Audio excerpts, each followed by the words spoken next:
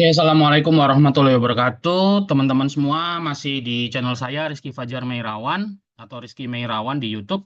Oke, kita masih bahas mengenai penggunaan konsensus ya dalam kita kaitannya dengan penulisan karya ilmiah ya. Boleh skripsi, tesis, disertasi, atau bikin manuskrip atau jurnal. Nah, jadi gini teman-teman, seperti yang kemarin sempat saya singgung ya bahwa si konsensus ini menyediakan opsi ya yang namanya Ask the Journal ya.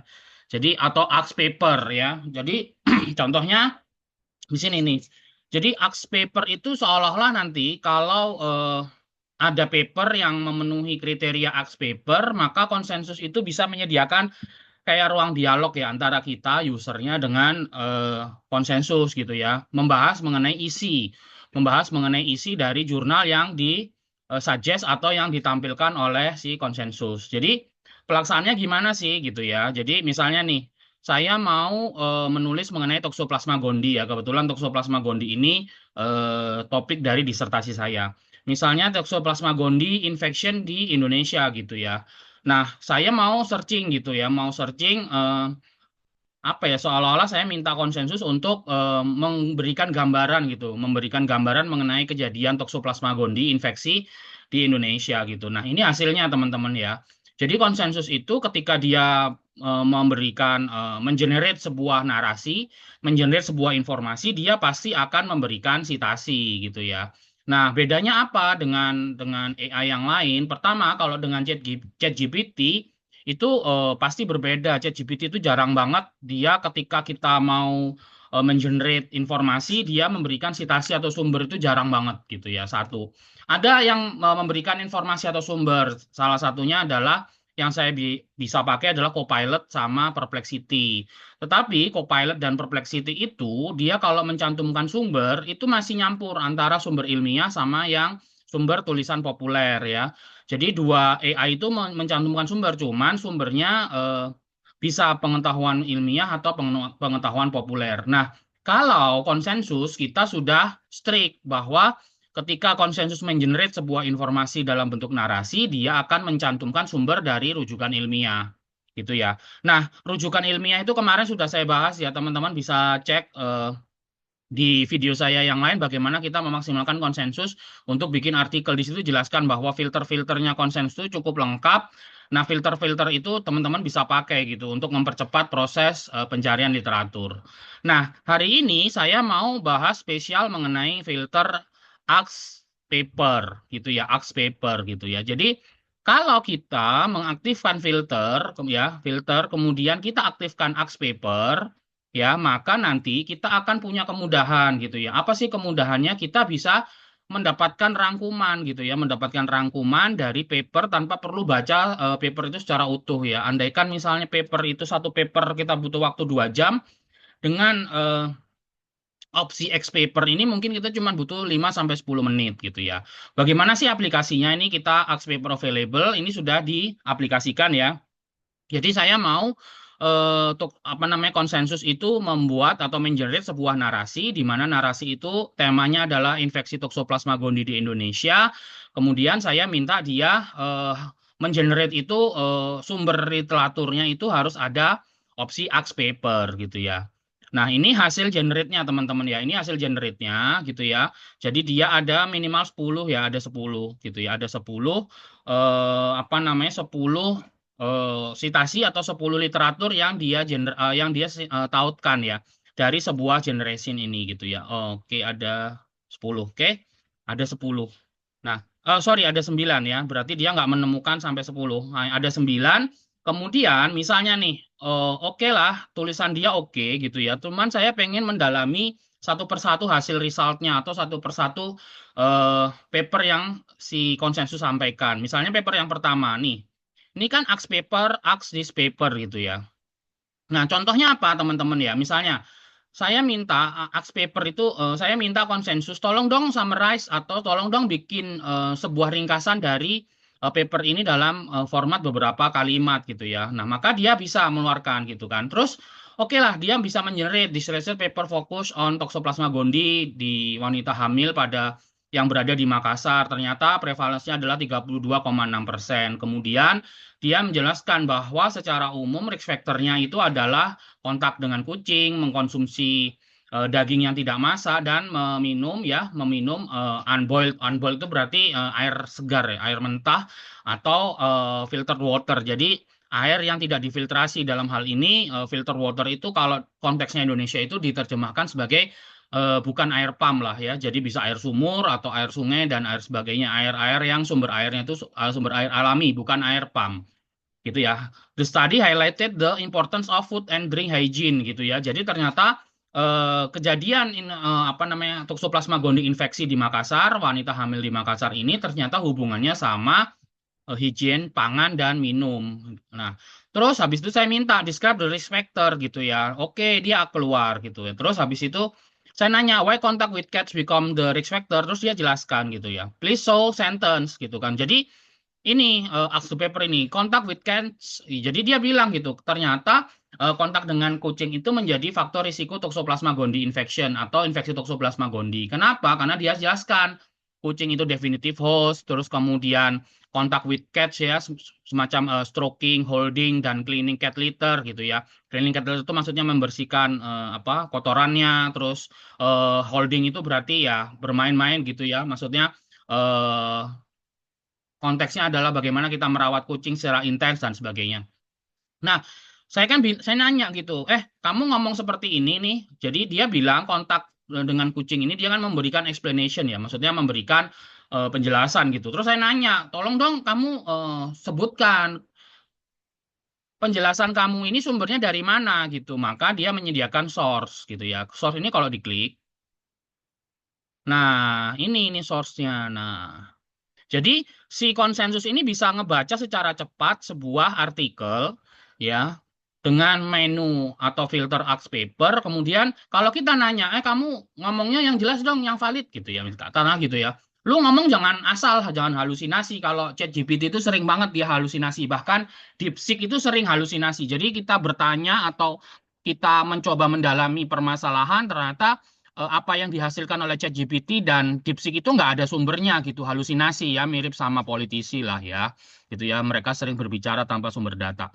Tapi kalau konsensus, meskipun Axe Paper ini versinya masih beta, gitu, tapi kita sudah bisa minta validasi. Kamu ngomong mana, tunjukin gitu. Nah, ini kita bisa klik source-nya. Oh, oke. Berarti memang di jurnal ini ada sentence apa statement seperti itu ya. Jadi ketika kita nanti menggunakan jurnal ini sebagai sumber rujukan sumber ilmiah kita ketika kita nulis itu aman gitu loh. Jadi apalagi kalau skripsi ya gitu ya, atau skripsi atau disertasi atau tesis di mana nanti ada pembimbing yang akan bertanya gitu biasanya ya sebelum ujian. Ini benar nih citasinya gitu kan. Bisa jadi kan kalau saya memang terus terang kalau saya kan random checking ya dari citasi yang diambil dari mahasiswa tuh kadang saya kalau ngelihat sebuah literatur itu digunakan secara dominan, saya minta dia print gitu. Kamu print dulu deh. Benar nggak sih apa yang kamu tulis ini memang ada di jurnalnya, jadi kamu memang membaca gitu. Nah, oleh karena itu, buat teman-teman nih yang saat ini gitu ya pengen proses menulis itu lebih cepat gitu ya. Jadi esensinya adalah kita itu menulis, terus habis itu kita nggak mau kita mau proses penulisan itu lebih cepat gitu ya, karena kita sudah punya asisten yang bisa bantu kita apa ya menyediakan raw data gitu ya. Dari raw data ini akan kita ramifikasi menjadi sebuah tulisan tuh enak banget kita pakai konsensus ya. Jadi konsensus ini bukan joki gitu. Artinya kita nggak hanya masukin prompt terus jadi sebuah skripsi. Itu pasti akan bermasalah dan itu akan mudah sekali ngeceknya gitu. Nanti saya akan bikinin video ya. Bagaimana kita ngecek gitu. Tulisan ilmiah ini sebenarnya tulisannya AI atau tulisannya human gitu. Nah, bagaimana sih yang paling penting itu adalah kita tuh bekerja dengan AI. Bukan kita mengandalkan AI untuk bekerja gitu. Kita bekerja dengan AI. Ibarat orang kalau kita dulu menggunakan Word gitu ya untuk mempercepat proses tulisan, sekarang Word-nya itu udah di-upgrade jadi AI gitu ya. Nah, jadi di sini saya kalau sudah ada klik source, dia akan bisa nunjukin gitu. Oke lah, saya bilangkan, kita kan seperti berdialog ya. Jadi, kamu bisa menjelaskan bahwa memang kontak dengan kucing ini berhubungan dengan apa namanya infeksi Toxoplasma gondii. Itu saya minta explain another dong gitu kan. Tolong kasih penjelasan faktor-faktor lain gitu. Nah, ini juga bisa di source-nya. Mana nih gitu ya. Terus dia bilang consuming undercooked meat gitu. Terutama chicken sate. Mana statementnya? Nah ini. Oke.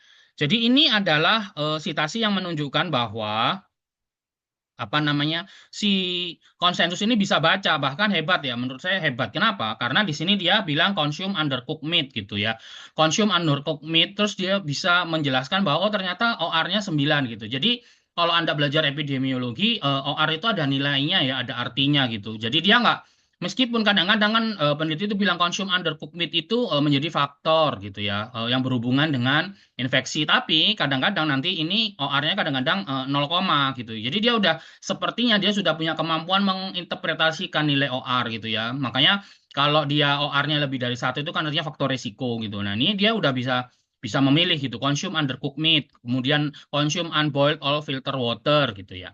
Nah terus kemudian undercooked ini bla bla bla. Terus kenapa? Karena konsumsi chicken sate itu daging ayamnya itu tidak dimasak secara matang sempurna ya, sehingga jadi memang kalau dalam teorinya Toxoplasma gondii itu kistanya Toxoplasma itu ada di daging gitu ya, dan di daging itu coba Anda bayangkan kan daging itu nggak mungkin kita potong tipis-tipis ya.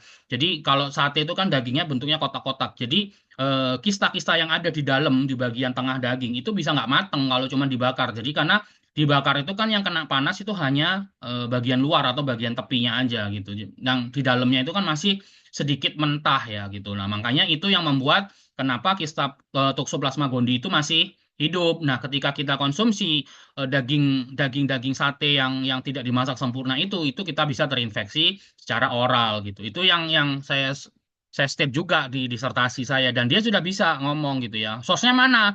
Kalau kamu ngomong bahwa kista jaringan di tisu apa namanya parasit dalam hal ini adalah Toxoplasma gondii itu bisa masih hidup di dalam sate gitu, karena ketika orang masak sate panasnya tidak sempurna untuk membunuh seluruh kista yang ada. Ini kita minta source-nya mana? Source-nya mana, tunjukin. Nah, ini dia bisa. Nah, gitu kan. Jadi apa namanya? Dia bisa membaca gitu ya, bisa membaca bahwa ada data-data yang di dalam paper ini yang bisa kita detailin lagi gitu ya. Jadi ketika kita minta jawaban dia bisa membaca gitu ya. Dia bisa membaca dan dia bisa menunjukkan source-nya di mana gitu. Oke, ini juga sama, drinking unboiled. Oke, mana datanya? Nah, ini. In our data we found that unboiled. Nah, ternyata dalam dalam data penelitian ini ibu-ibu yang meminum atau konsumsi air minumnya itu air mentah ya, unboiled atau bukan air pump lah gampangannya, itu risiko terinfeksi Toxoplasma gondinya 5,9 kali lipat lebih tinggi gitu. Jadi dengan metode Axe paper ini sebenarnya kita punya kemampuan untuk mempercepat proses penulisan gitu. Jadi sebenarnya kan kalau yang benar nih ya kita pakai idealisme. Kalau kita mau menulis sebenarnya kan di dalam otak kita itu di dalam kepala kita sudah ada kerangkanya gitu ya. Sudah ada kerangkanya. Kenapa sih saya ngomongin toksoplasma gitu? Dan sebenarnya kan kita sudah tahu logika berpikirnya ya bahwa toksoplasma itu terinfeksi itu jalur-jalur infeksinya itu seperti ini. Jadi istilahnya kita sudah punya latar belakang yang kuat gitu. Nah, latar belakang ini yang akan kita tuliskan. Nah, yang menjadi lama adalah kalau kita tidak menggunakan AI, bahkan menggunakan Google Scholar pun kan kita harus cek satu persatu, ada nggak statementnya dan sebagainya. Itu yang membuat proses penulisan itu menjadi lama gitu. Dengan AI, dengan fasilitas Axe Paper ini, ketika pertama kita udah dibantu filter gitu. Jadi AI ini bisa meningkatkan yang namanya ketepatan atau meningkatkan kesesuaian antara apa yang kita cari dengan apa yang AI sajikan kepada kita gitu. Semakin bagus prompt gitu ya, semakin bagus prompt maka itu nanti kesesuaiannya itu akan semakin lekat gitu, semakin semakin bagus. Jadi saya nyari A yang disajikan oleh AI itu juga A gitu loh. Jadi itu adalah keterampilan dalam membuat prompt gitu ya, keterampilan dalam membuat prompt, dan keterampilan dalam membuat prompt itu sudah menjadi profesi tersendiri, namanya prompt engineers. Jadi prompt engineers itu seolah-olah nanti dia menjadi seorang manusia atau individu yang serba bisa gitu. Jadi dia bisa membuat apapun, mengenerate apapun dengan bantuan AI gitu ya. Keahlian dia bukan hanya ya, sorry, keahlian dia adalah bagaimana merancang sebuah prompt sehingga AI itu memaksimalkan proses kinerja dia gitu. Itu namanya prompt engineer. Jadi penulis pun seperti kami Anda semua ya, penulis ilmiah maupun penulis populer itu juga harus menguasai yang namanya prompt engineering gitu. Bagaimana kita bisa membuat prompt yang sesuai. Nah, ketika kalau konsensus ini prompt kita adalah keahlian kita adalah mencari literatur-literatur yang sesuai dengan topik yang akan kita tulis gitu. Nah, katakanlah kita butuh A, maka konsensus itu memberikan A, tapi A itu nggak cuma single, tapi A1 sampai A10. Nah, masing-masing A itu kan pasti punya spesifikasi ya, masing-masing apa namanya literatur ya. Jadi contohnya di sini ketika saya mau engineering gitu ya, ini promnya sederhana sebenarnya Toxoplasma gondii infection di Indonesia, maka konsensus itu menyediakan 9 sorry, konsensus menyediakan 9 jurnal gitu ya, 9 jurnal dan itu jurnalnya relatif muda ya, tahun 2021, ada 2023 gitu ya. Nah, dari masing-masing jurnal itu kita mau dalamin lagi gitu. Kita mau dalamin lagi, tapi kita nggak perlu baca terlalu detail, secara detail. Kita cuman aku tuh butuhnya cuman hubungan antara faktor risiko dengan infeksinya aja. Tolong dong cariin statement-statement itu. Nah, ini tuh membantu kita banget. Jadi penulisan kita menjadi cepat. Makanya nggak usah heran tuh, misalnya nanti eh, ada satu orang gitu dalam 1 bulan mungkin dia bisa menghasilkan satu artikel review gitu. Wajar gitu loh. Jadi nggak usah heran lagi gitu. Kalau misalnya nih ada orang tiba-tiba karir akademiknya melesat gitu ya. Jadi misalnya dia dulu katakanlah 2 tahun cuman bisa bikin satu jurnal, sekarang dalam 1 bulan dia bisa bikin satu jurnal. Itu wajar karena apa? Karena bantuan AI gitu. Gitu ya. Kalau Anda lihat saya gitu ya, sebulan ini saya udah bikin satu satu manuskrip gitu. Dan bulan depan saya bikin manuskrip baru itu nggak mustahil gitu. Karena apa? Karena saya sudah bekerja dengan AI gitu. Jadi jangan dikit-dikit wah ini kok orang naik cintanya cepet ya. Jangan-jangan dia pakai joki nggak juga gitu. Karena ini pakai AI gitu, pakai AI gitu. Intinya adalah eh, yang pertama memang namanya peneliti memang harus punya yang namanya daya kritis ya, daya kritis secara ilmiah gitu. Jadi dia mau nulis apapun sebenarnya bisa dengan berbagai sudut pandang gitu. Nah, AI ini membantu untuk mendalami lagi gitu. Oh, oke nih, ada satu artikel terbitan tahun 2021. Jadi dia menjelaskan mengenai infeksi toksoplasma pada wanita hamil di Makassar gitu ya. Nah, kita coba dalaminya gitu. Makanya aktifkan menu Ask Paper. Nah, kemudian ini contoh pertanyaan-pertanyaan yang saya ajukan kepada konsensus. Kamu tolong summarize, kemudian jelaskan risk factor-nya, terus salah satu risk factor itu kita coba dalami mengapa faktor tersebut menjadi faktor risiko, terus kemudian saya mau statement ini kamu dapat dari mana, itu sudah didapat semua gitu ya. Jadi ini kan dari satu paper gitu ya, kalau dari satu paper gitu. Nah, nanti kita bisa paper yang kedua, ketiga, dan keempat, dan seterusnya gitu. Jadi, apakah ada AI lain yang bisa melakukan hal ini? Ada namanya ChatGPT gitu. Kalau Anda mau tekniknya seperti ini ya, kalau nanti akan saya jelaskan di video selanjutnya ya. Jadi biar durasinya nggak terlalu panjang. Jadi teman-teman kalau mau melihat bagaimana ChatGPT bisa mensummarize sebuah karya ilmiah, nanti saya akan sampaikan di video kedua. Sementara ini saya sampaikan dulu bagaimana kita menggunakan konsensus sebuah AI yang secara akademis membantu kita dalam proses penulisan ilmiah. Dan terus terang ya memang konsensus ini lebih akurasinya atau database-nya sepertinya dia memang dikembangkan untuk membantu menulis eh, tulis apa namanya rumpun ilmu IPA lah atau science ya, scientific. Bukan rumpun ilmu humaniora. Jadi dia lebih ke rumpun ilmu pengetahuan alam ya atau sains ya.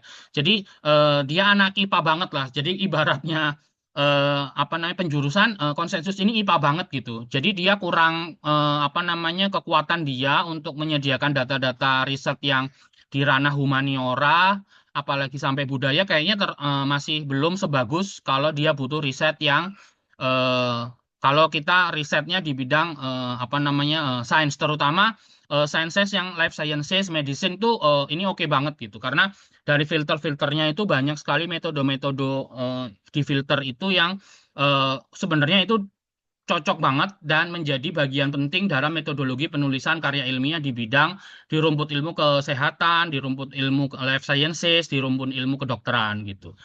Oke, semoga bermanfaat.